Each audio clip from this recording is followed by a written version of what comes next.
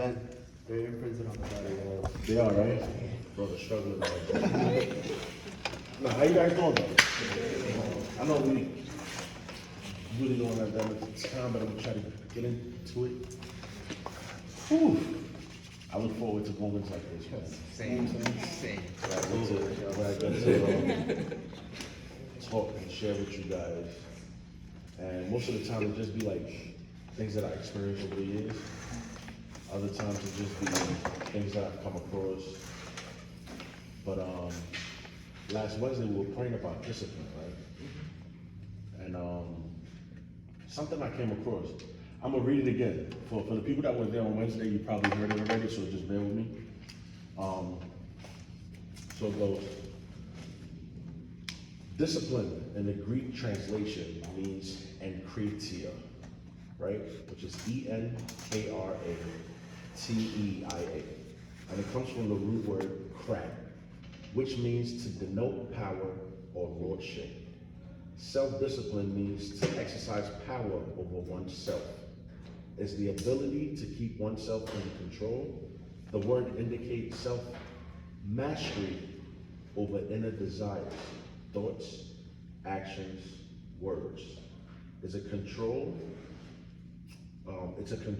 as a believer to exercise over your life, right? So it's crazy because I think like we be on Instagram for two different reasons.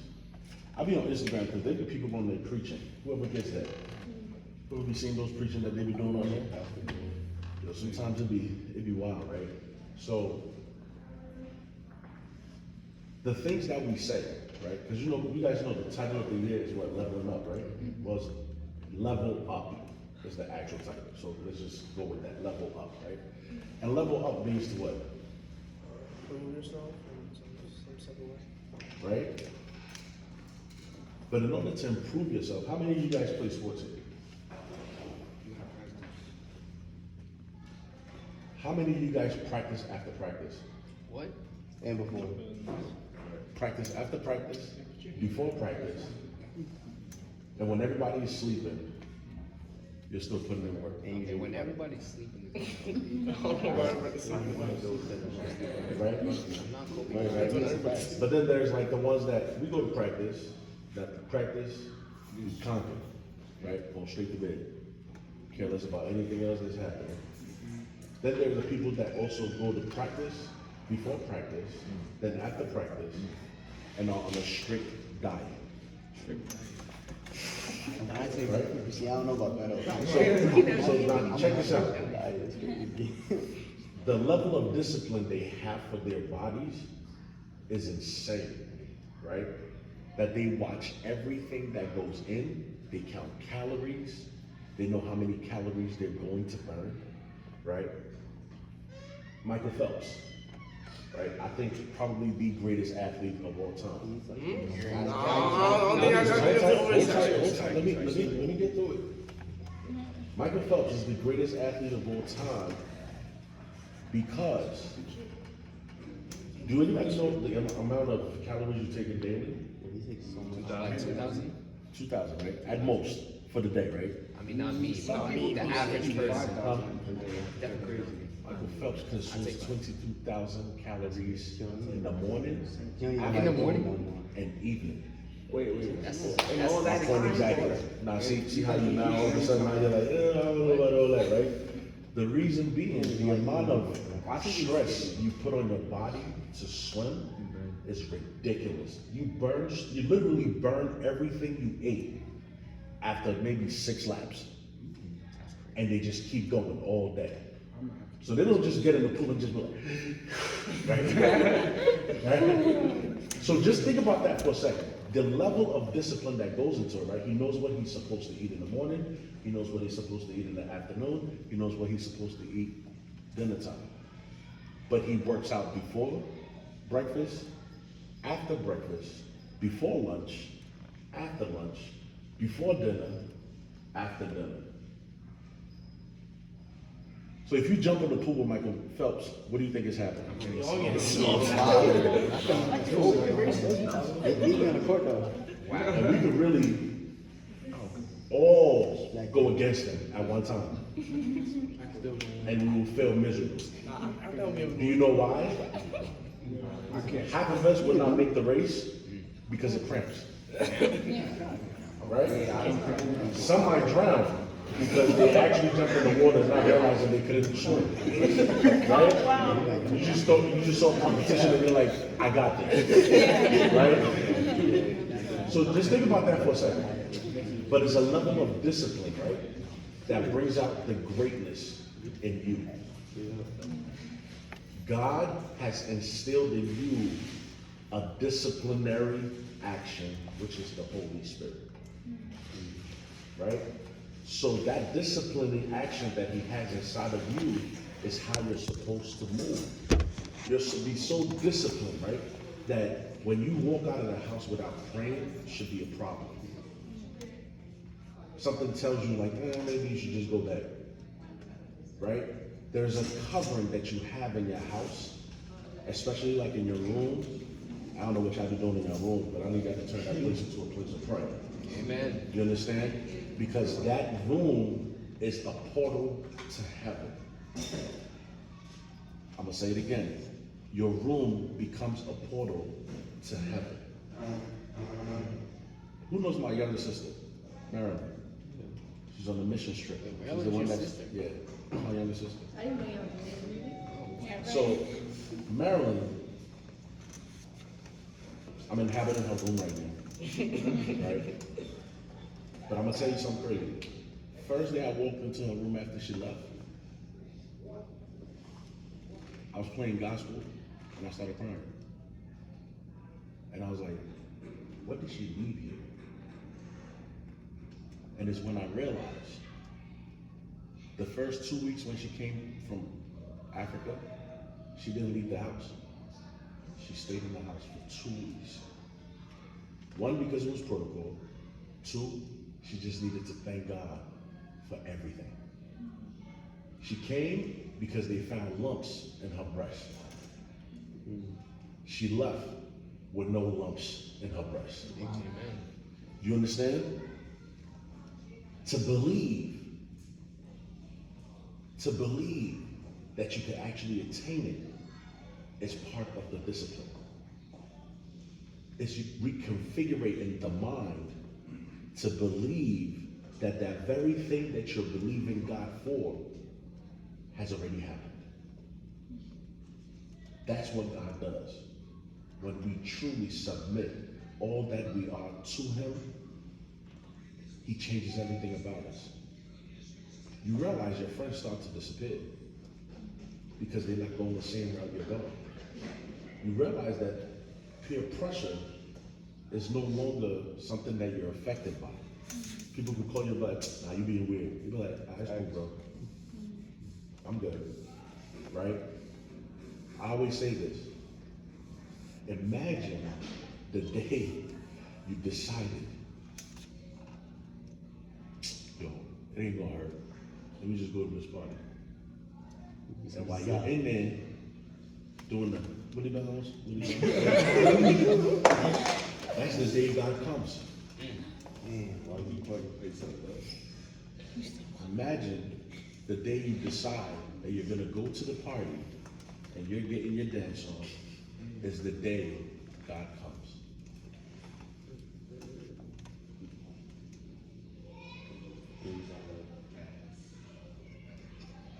Imagine that trumpet sound and you being a spectator.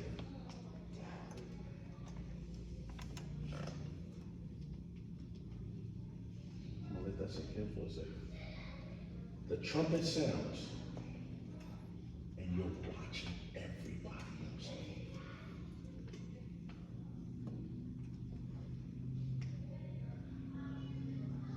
Shirley Caesar has this song that says, I'm not gonna live in hell and die and go to hell. This is not God's way of how life was ever supposed to be. This wasn't the design. So when the word says we are but sojourners, that means we're only passing through. That's That's what we are. We are passing through. This place is not our final residence. All of this to get to that place where we get to be with him. We get to dance and not worry about nothing. I'm at this place in my life where when I get angry, I'm actually like, why? Right? But because I'm a father, of course there's gonna be things that your kids do that get you to, sometimes you gotta, you know what I mean? It be like that sometimes. But the thing about it is that when it does happen, I have to snap out of it. You want to discipline, but I'm not angry at you. You're going to make mistakes. Who am I to tell you you can't make mistakes when I make mistakes all the time, right? You know where I'm about to go with this? I'm gonna switch gears real quick. So I'm gonna go back to it. There are three angels that were ever mentioned. Who's heard this before? Michael, Gabriel, and Lucifer. Say it again. Michael, Gabriel, and Lucifer. You guys heard that? Two are still in place. One is not. One is not. And Jesus says, I saw Satan fall like lightning. I had to think for a second. How mad did God really get? You know how fast you gotta be thrown out of something to fall like lightning? Just think about that for a second. Right? He said he spiked them. Right? You fell and it was like lightning. Just think about how fast lightning travels. 86,000 miles per hour. How do you know that? Give us the answer. There is nothing that I think we have accomplished that could travel that fast. I don't even think a bullet goes that fast. Like, you understand what I'm saying? Yeah. So just think about that for a second. And this is God's creation. Have you realized that the things God create sometimes don't make sense if you think about it?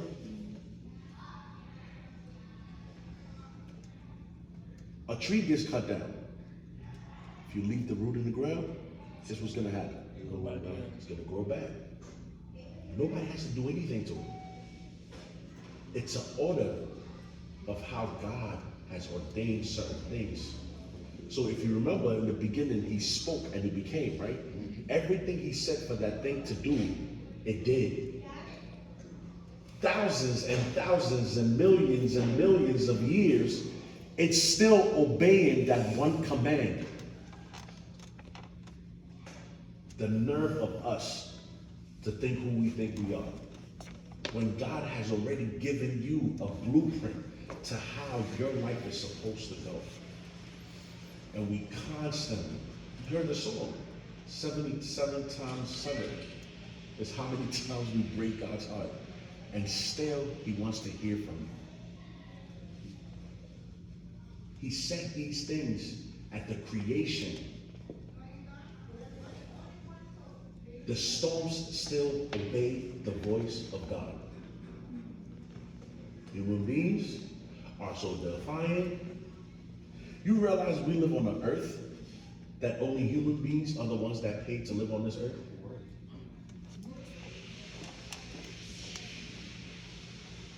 Animals just do what they do. They do their business where they do their business, and they keep it pushing. Right? We have evolved past where we were supposed to evolve past.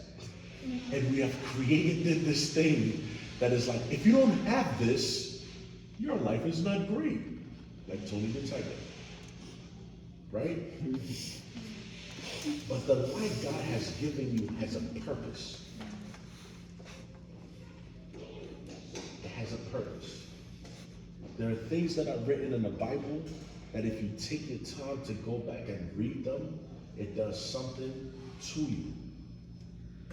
There are times when you're going through something, yo, put a gospel song on and see if that attitude don't change. People look at the glass half empty. Christians are supposed to look at the glass as it's full. Not even That's the half. difference. Not even half. Right? Wow. Full. Why is it full? It's not my grace is sufficient for you.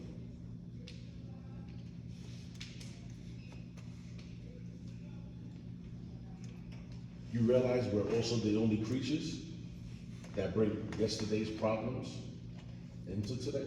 Yeah. We carry things over.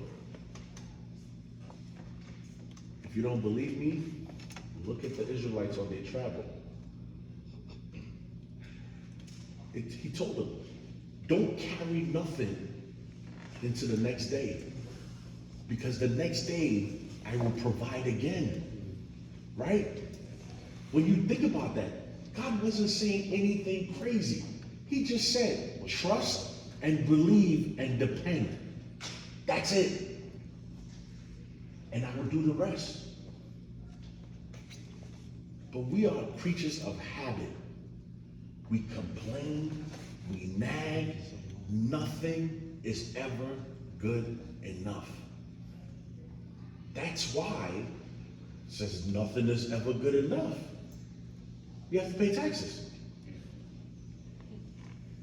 You have to pay to live on the earth that was created for us. I'm trying to get y'all to understand something. We're paying. We're buying houses. You could just cut down a tree and just build a hut and just go about your business. But no, we want toilets that flush. You can't just dig the ground and do our business and just cover it and keep it pushing.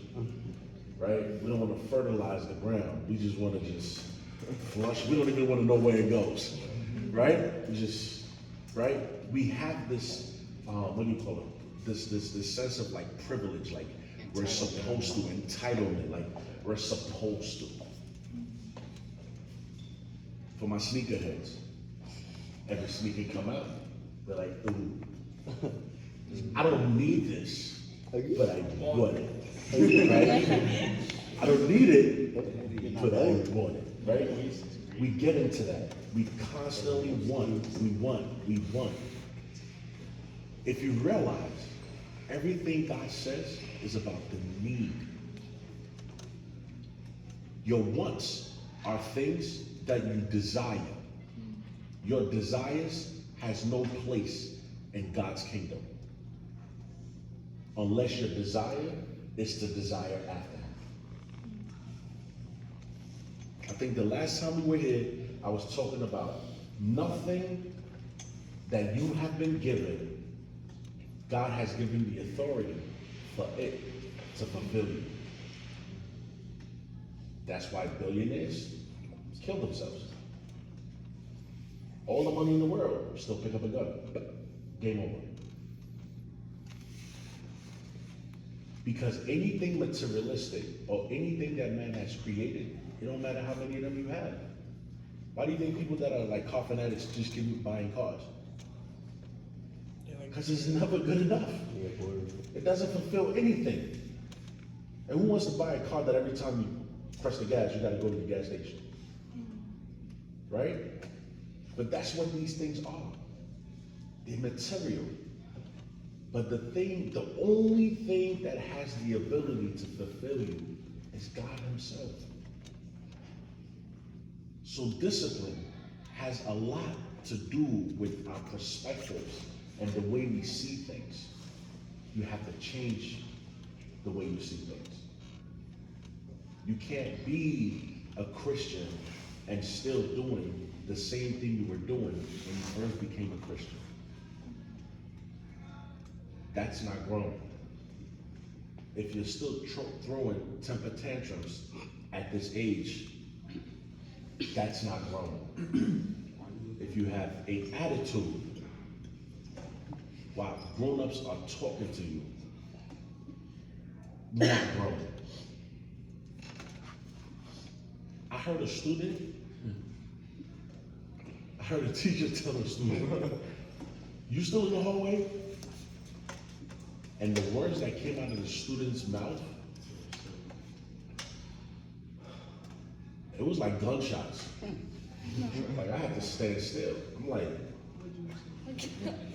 There's a oh my God. It moves you. I think you need to go home, sir.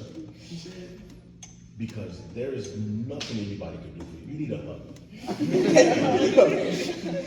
I don't even know why she's talking to you like that. Nah, you gotta see her outside. Just think about that for a second. The people you're going to school with are on edge. They don't even know why they're on edge. Have you ever taken the time to ask them, hey, what's going on with you? I heard twins. First of all, I'm still trying to figure out which one is which. They look exactly alike. And they were, the one twin was cursing the other one out. And I was like, hey, hey. And when they were leaving, I pulled them to the side. I said, don't you ever in your life talk to your sister like that in front of people. And then people were like, oh, the twins are fighting? You know how that goes. It just, all of a sudden it just spread, right? But the thing about it is that everybody wants a story to tell. That's what the world has become. We'll rather record a fight than help. We'll rather record it and be the first ones to post it for clout. People are walking towards the edge, trying to take a selfie. Nobody says nothing. They start recording. Look at this dude, he's about to fall. That's the one we live in. When people fall or when people hurt themselves, we're excited. These TikTok videos, if I've never begged you guys, I'm telling y'all right now, the craziest thing is the craziest sound I've ever heard in my life. You know the TikTok video where they swing the person or whatever, and then he's dancing, and he's supposed to be like still dancing after they throw him in the air? They swung the kid and let him go. Oh yeah. And all I heard was, I said, That's how they. oh, he's not coming back. I didn't even want to turn around because all I heard was students just yelling behind me. Like, oh! That's how the dance is supposed to And be. he's on the floor with his hand on his hip. And I'm like, what was y'all doing? But it's a video. And they posted the video. I'm like, he could have died. But they posted the video. Like, understand, this is the world that you live in. So me and Pastor Samuel, we understand. Like, trust and believe when I tell you we understand. Like, this is not the world that we wanted to leave for you guys. So on behalf of us, we are sorry that this is the environment that you guys have to grow up in. This is why it's so important to run to the church instead of running away from it. We have to create an environment here that you want to bring others to experience what you're experiencing. On top of experiencing what you're experiencing, you also have to lead by example. It's not about telling me what you do. Show me what you do, and I'll show you which direction you're going. Or show me your friends, and I'll tell you about your character. If your friends constantly curse, I'm gonna automatically assume that's how you talk. Because that's when you hang around, right? It's just, right? It'll be just normal for me to assume that, right? Because that's my perception. But if you want to grow, especially as Christ followers, you constantly have to be in prayer, right? Christ said, my house will be a house of what? House of Prayer. He didn't say praise. They good. He didn't say worship. That's good too. He said prayer. Why? Why do you think that is? On top of that, he prayed when he was on earth. He was the Son Son of God. He prayed. And we just be like, all right, thank you, Father, for waking me up. All right. And you think you're covered. He prayed. Right before he died, he asked 3 disciples to go in. They fall asleep. And they fell asleep. 3 times he came back to them. 3 times. He said, I came back the first time. He said, wow, couldn't we stay up for an hour? Came back again like, wow, still sleeping. Came back again, it wasn't even bothered. Just went back. He prayed. When he was tempted by the... Did you guys ever read that part of the Bible? Okay. So hopefully you see what I saw.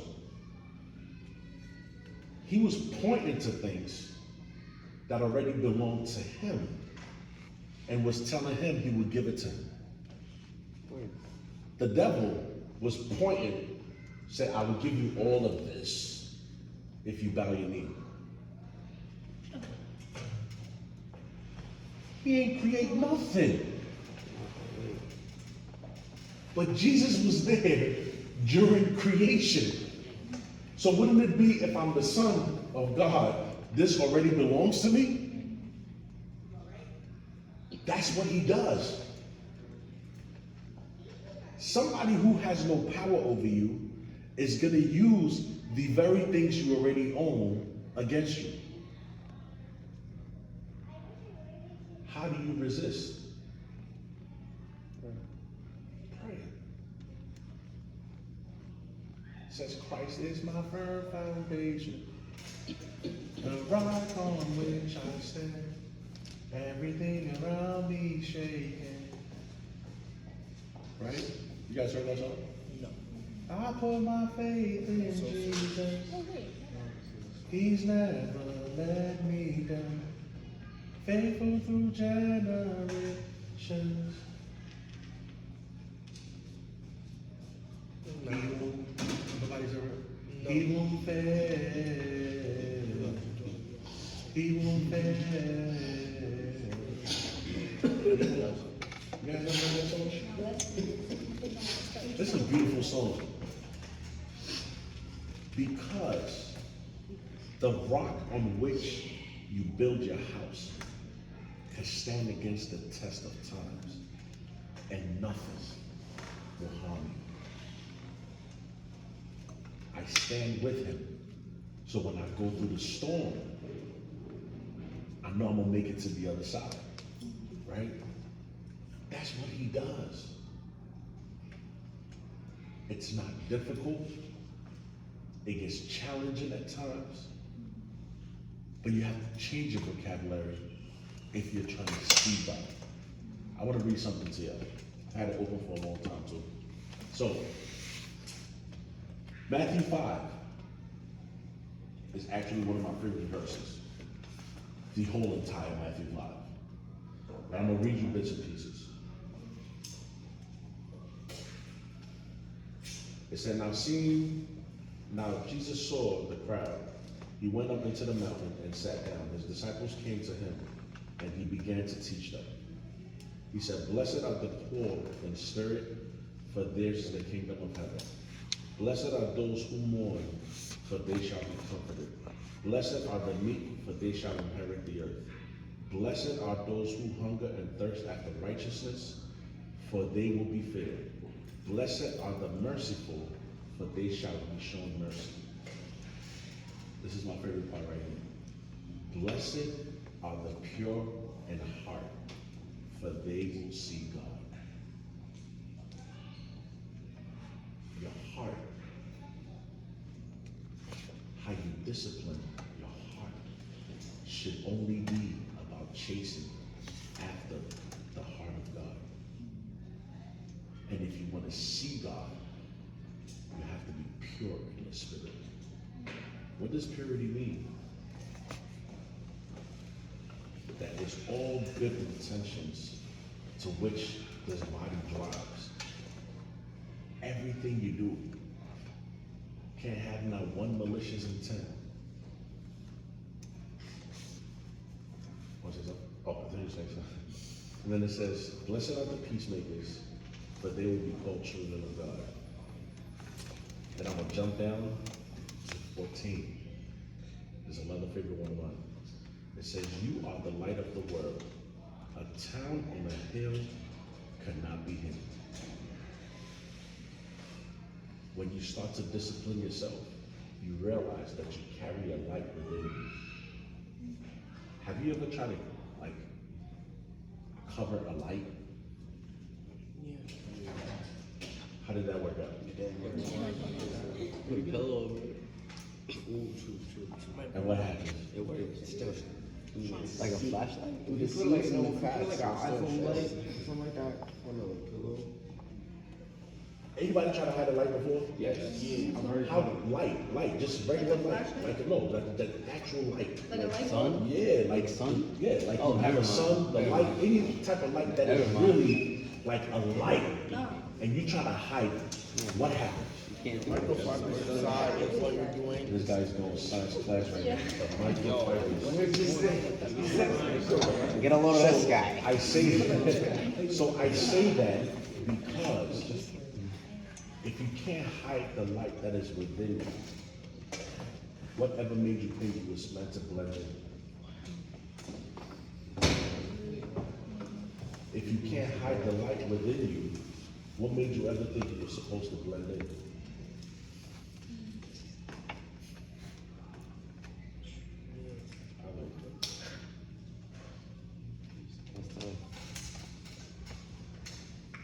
Most of you teenagers' problem, you want to fit in. But how? Housework. How? When the light that's within you is bursting out, how? You can't cover it. Everybody gonna know. You might as well wear it proudly. Because when you're trying to bring yourself in, it ain't never gonna work. Because those things, you're so far advanced that you try to. It's like me trying to fit in a shoebox. Funny, right? Good luck. Right? Good luck. So I say to you, Good luck. good luck. Trying to fit in a shoebox.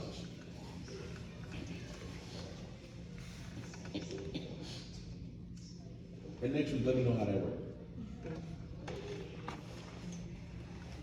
A house that is on a hill, that is lit up, could be seen from everywhere. Anybody ever been by the Wagner Hill? Wagner Hill? No, Wagner College. Oh, St. wow. John's. Right? Have you ever seen that from the bridge? It's actually pretty. It's like mad different lights. Christmas time is real nice. Just gives you a whole bunch of. But those lights that you're seeing can't hide at night, and you can't hide it during the day either. Because you can see it, it's on top of a hill. You understand what I'm saying? That's who you guys are. You're meant to stand out because your environment is your ministry. Your environment is your ministry. Your environment is your ministry. Your environment is your ministry. Your environment is your ministry. Your environment is your ministry. Your environment, I got you, I get to you. Your environment is your ministry, and your environment is your ministry. Why is your environment your ministry?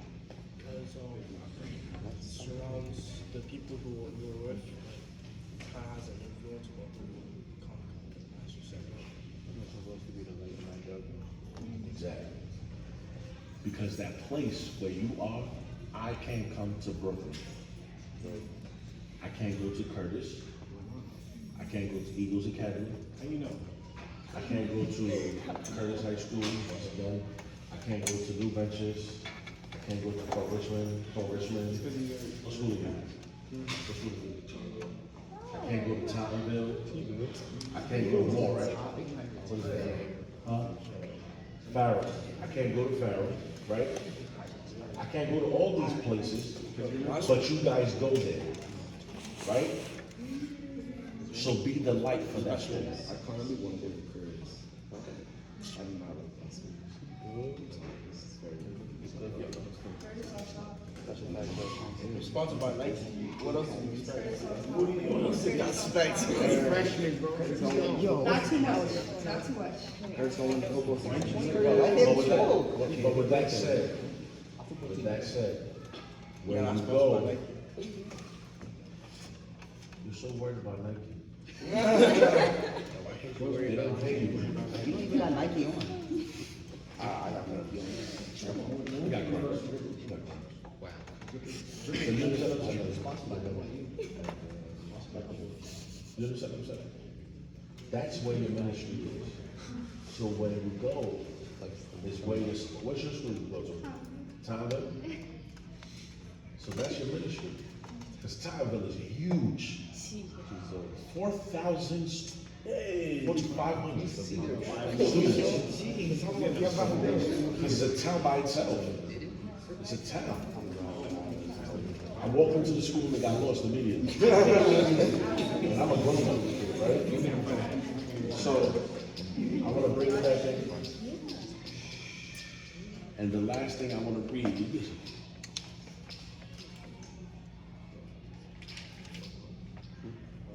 yeah, I think I want to need this one. It says Christianity is not a works-based religion.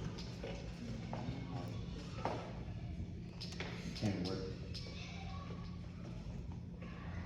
There's nothing you can do to earn your salvation. The only way to get back is God's good grace. Well, the only way to get back in God's good grace is through the faith of His Son Jesus.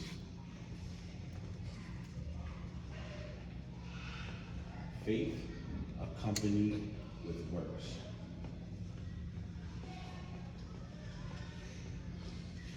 What is the word? What you believe, share from the heart, what you have experienced. God is good. And all the time, God is good.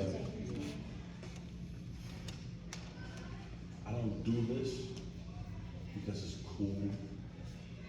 I do this because I live it. I'm not perfect. I make mistakes.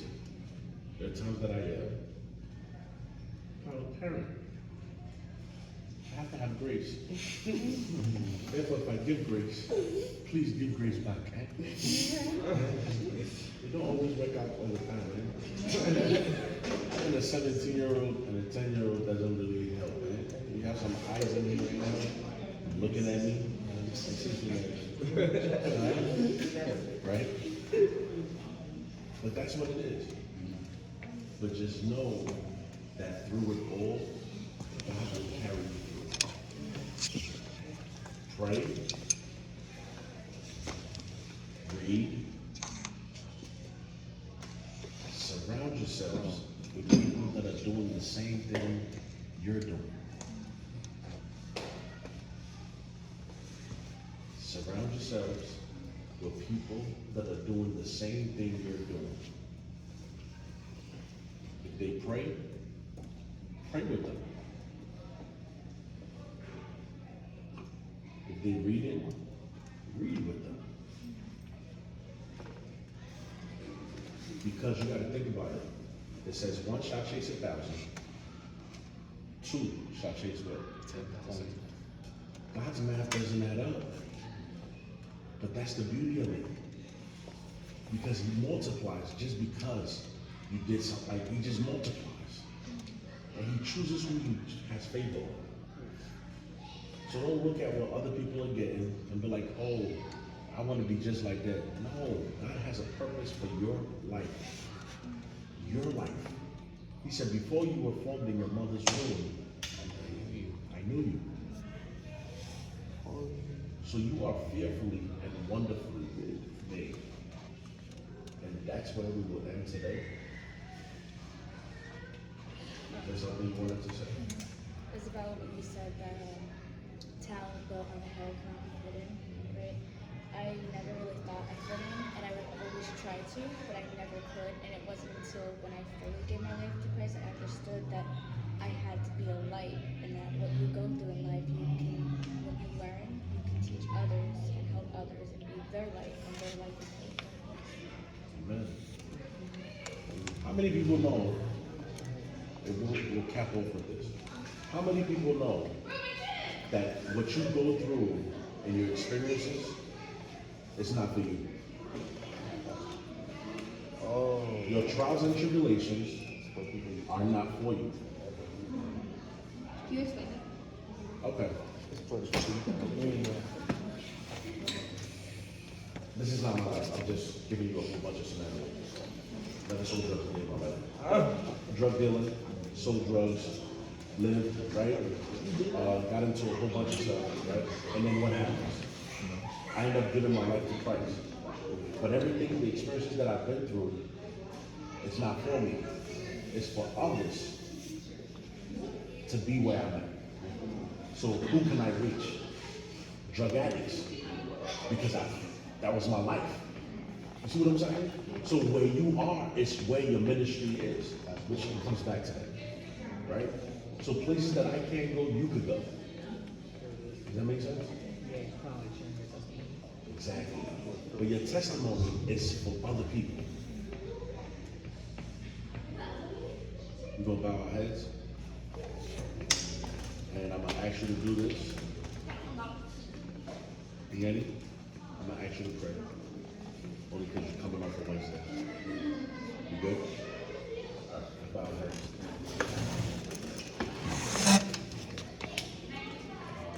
Dear Lord, I thank you for this day, Lord. I thank you for this wisdom that you gave to us, Lord. I thank you for giving us a leader who's able to understand what teenagers go through on a daily basis to give us the word that we need, Lord.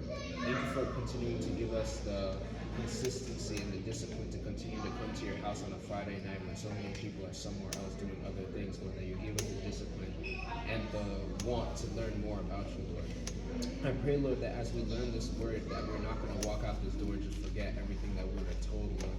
I pray that we don't just come here as a novelty, Lord, but to continue to learn your word and to implement it into our life. I pray that as we go out into our schools and into our environments, Lord, that it will be our ministry and that we will be a town with light on top of a hill that it can't be hidden. I pray, Lord, that as we know that we can't fit in on our own, that we're set apart from the world, but we're not alone. We have you with us, Lord. I pray, Lord, that you bring everyone home safely, Lord, as we come tonight, Lord, that you continue to give us wisdom so that we can continue to grow and level up in our lives. In Jesus' name we pray. Amen. How we feeling? No, seriously, how we feeling? I feel Tired? Good. You been up for a while?